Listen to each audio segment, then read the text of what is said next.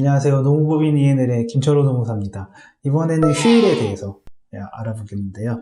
휴일에 대해서 설명드리기 전에 먼저 설명드릴 부분이 우리가 근로기준법이라 그러면은 이게 근로기준법 있잖아요. 그래서 이 근로기준법은 근로조건에 대해서 이 근로자들의 근로조건에 대해서 명시를 한 법인데 그 최저 기준에 대해서 명시를 해놨기 때문에 근로기준법엔 아주 특이한 조문이 하나 있습니다. 뭐냐면은 이 법에서 정한 근로조건에 미치지 못할 경우에는 무효가 되는 거고요. 이 법에서 정한 근로조건을 초과하는 부분에 대해서는 다 유효로 인정이 됩니다. 그 말은 이 근로기준법에서 예를 들어서 우리가 최저시급이 8,350원, 8,350원 미달해서 지급하시는 경우에는 그건 무효고 8,350원에 맞춰서 근로계약을 한 걸로 인정이 되기 때문에 그 차익에 대해서 임금차익률이 발생을 하는 거고요. 8,350원이 아니라 시간당 10,000원을 지급하시기로 하셨다. 그러면 근로기준법을 초과하는 부분이기 때문에 그 시급 10,000원에 대한 계약은 유효한 게 되거든요. 그래서 근로기준법을 초과해서 근로조건을 정하셨을 경우에는 그 초과된 근로조건이 적용이 된다라는 걸 명심을 하셔야 되고, 이런 근로기준법의 특성을 가장 잘 반영한 부분이 휴일입니다. 휴일 같은 경우에는 지금 법적으로 우리가 휴일이 근로기준법상 반드시 직원한테 부여되도록 한 휴일이 주휴일 하나밖에 없고요. 그리고 근로자의 날에 관한 법률에 따라서 근로자의 날. 그래서 우리가 민간기업 같은 경우는 실질적으로 주휴일하고 근로자의 날만 휴일로 인정이 된다. 여기서 주휴일은 우리가 일반적으로 일요일이라고 보시면 되는 거고요. 일요일하고 근로자의 날만 휴일로 인정이 된다. 그러면 하나 더 말씀드리면 토요일 같은 경우는 뭐냐? 토요일날 우리가 보통 일을 안 하잖아요. 근데 토요일날 우리가 지금 일을 안 하는 이유는 뭐냐면은 이 앞에 시간에 설명드릴 때 근로시간과 관련된 부분인데, 우리가 일주일에 40시간 일을 하실 수가 있잖아요. 그래서 하루 8시간 하면은 금요일까지 하면은 40시간이 끝나거든요. 토요일은 이 법정 근로시간을 초과하는 시간들이기 때문에 이 근로를 안 하시는 거지. 만약에 이 토요일날 일을 시키셔도 되는데 시키시면은 연장근로나 휴일 근로가 된다는 걸 명심하시고요. 그래서 토요일하고 일요일은 약간 달라요. 일요일은 우리가 법에서 휴일로 정하고 있는 부분인 거고, 토요일은 근로시간이 쉽게 해서 다 채워서 금요일까지 근로시간을 다 채웠기 때문에 쉬는 날, 이렇게 분리해서 보셔야 되는 거고요. 법에서 휴일로 지정하고 있다는 얘기는 이 시간에 그날 휴일날 일을 안 하지만은 임금을 보전을 해줘야 된다는 얘기입니다. 그래서 우리가 일요일에 대해서 보전을 해주는 게 주휴수당이라 보시면 되는 거고요. 예를 들어서 근로자의 날 같은 경우에도 5월 1일에 쉬지만은 이때도 유급이기 때문에 월급제 근로자 같은 경우에는 근로자의 날 쉬더라도 월급을 다 주셔야 되는 거고요. 시급제 근로자 같은 경우에는 월요일날 일을 안 하더라도 이 시간을 챙겨주셔야 된다. 시급을 챙겨주셔야 된다. 추가적으로. 이렇게 보셔야 될 것 같아요. 그 다음에 그래서 근로기준법에서 정하고 있는 휴일은 이거밖에 없기 때문에 이걸 넘어서는 다른 날 휴일을 부여하셨을 경우에는 보통 우리가 이제 개념상으로 약정휴일이라고 부르거든요. 대표적으로 많이 하는 게 건공소 공휴일하고 창립기념일인데, 건공소 공휴일은 우리가 이제 빨간 날 이거 생각하시면 됩니다.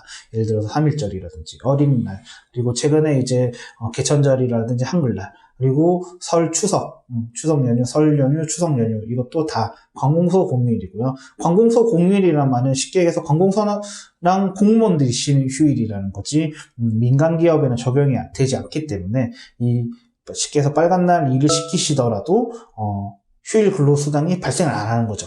왜냐면 우리 민간기업들은 휴일이 아니기 때문에 그냥 다른 평일하고 똑같은 거예요. 그래서 매정하게 설 추석 때 쉬지 말고 다 출근을 시키셔도 법적으로 문제가 없는 거죠. 그리고 출근시키시더라도 추가로 가산수당 주실 필요가 없고, 왜냐면 휴일 근로가 아니기 때문에. 물론 연장근로 시간을 초과해서 연장근로가 되면은 연장근로수당 주셔야 되는 거고요, 당연히. 그렇기 때문에 관공서 공휴일은 휴일이 아니다 라는 걸 명심하시고, 그 다음에 또 만약에 창립기념일은 회사에서 이제 창립기념일날 쉬는 휴일로 했을 경우에는 이게 약정휴일로 들어가겠지, 법정 휴일은 아니다. 그래서 이 약정휴일이 된다는 말은 유급 처리가 되기 때문에 그런 부분들을 조금 유의해서 하셔야 되고, 그럼 약정휴일을 어디다 기재를 하냐? 약정휴일은 물론 아무 곳에 기재하지 않고 그냥 우리 회사 관례상 쉰다 했을 경우에는 그 관례상 쉬는 것도 인정이 되는 거고요. 그 다음에 근로계약서라든지 취업규칙에 이 부분에 대해서 명시를 해놓으셨을 경우에는 약정 휴일로 들어간다. 그래서 이 특히 취업규칙 같은 경우는 우리가 10인 이상 사업장이 되면 취업규칙이라는 거를 만들어서 신고를 하셔야 되는데요. 취업규칙 같은 경우에는 우리가 이제 뭐 대기업이라든지 아니면은 좀 우리가 인터넷에서 검색을 하셔가지고 사업장 자체적으로 구성하시는 경우가 있는데, 이제 대기업이라든지 이런 부분들은 아무래도 근로기준법보다는 근로조건을 더 상향해서 적용을 하고 있기 때문에, 이런 관공서 공휴일이라든지 창립기념일이라든지 이런 부분들이 다 약정휴일로 들어가 있을 수가 있어요. 그래서 사업장 자체적으로 취업규칙을 만드실 때는 그런 부분을 꼭 반드시 확인을 하셔야 된다. 안 그러면 추가적인, 비용이 발생할 수 있는 부분이 있기 때문에 그런 부분을 좀 조심을 하셔야 돼요. 우리가 법정 휴일 중에 주휴일에 대해서 조금 더 자세히 알아보면은, 이 주휴일은 우리가 그냥 편하게 이제 일요일이라고 얘기를 하지만은, 이거는 사업장에 따라서 다른 요일로 정하실 수가 있어요. 그 말은 무슨 말이냐면은, 우리 회사 같은 경우에는 화요일부터 토요일까지 일을 하고 일요일, 월요일 쉰다 했을 경우에는 월요일을 주휴일로 하실 수도 있는 거예요.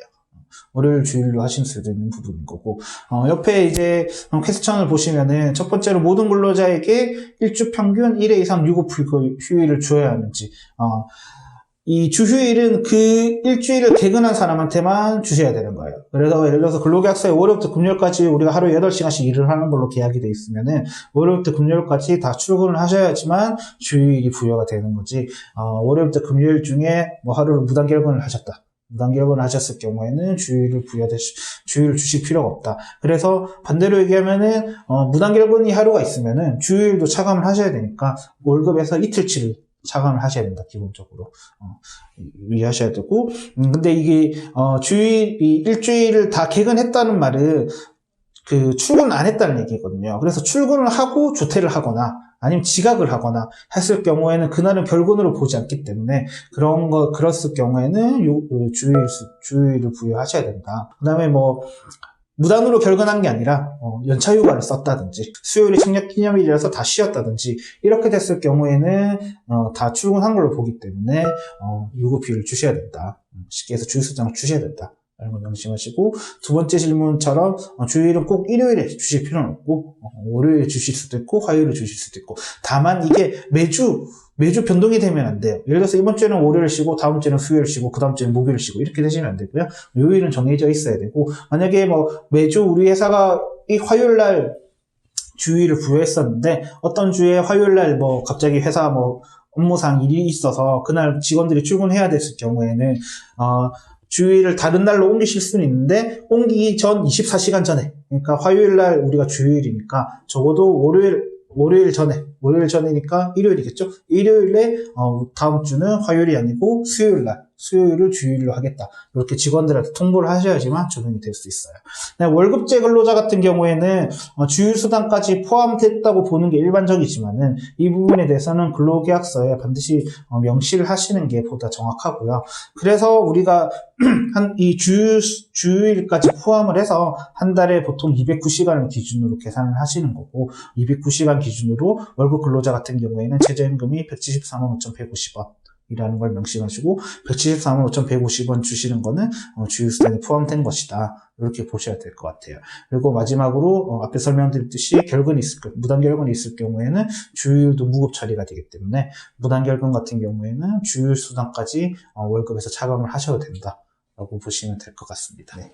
그리고 우리가 지금 앞에서 보셨듯이 공휴일이 지금 민간기업에 적용이 되지 않는다고 했잖아요. 근데 이게 바뀌었습니다. 작년에 근로시간 단축이 들어오면서 이 공휴일 부분도 민간기업에 적용을 하는 걸로 순차적으로 그렇게 바뀌었거든요. 그래서 300인 이상 기업 같은 경우에는 지금 내년 1월 1일부터 공휴일도 유급휴일, 법정 유급휴일, 앞에서 우리 약정 유급휴일이었잖아요. 법적으로는 휴일이 아니었잖아요. 근데 300인 이상 기업 같은 경우는 내년 1월 1일부터 법정 휴일로 들어오고,